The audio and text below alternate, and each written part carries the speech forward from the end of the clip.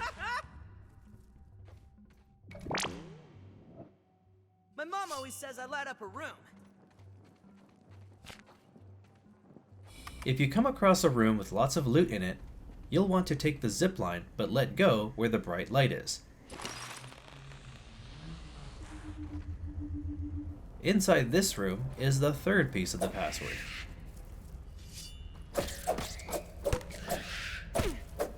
Back near one of the main rooms is another zip line that leads down to the final piece of the password. However, there's a blueberry in the path of the zip line. Shoot it down to knock it out of the way. Be careful, another Orb Weaver Jr. is waiting for you there.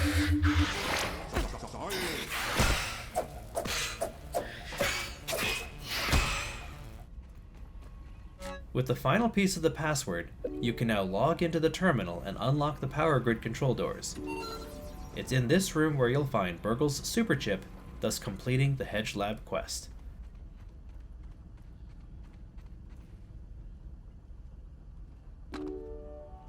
If you bring BURG.L the super chip, it will unlock information about the locations of the other 3 labs and the locations of their respective super chips. Remember to pick all of BURG.L's dialogue options to mark all the locations on your map. And that completes today's episode. I'll see you next time when we check out the pond and explore its depths. I'll see you next time.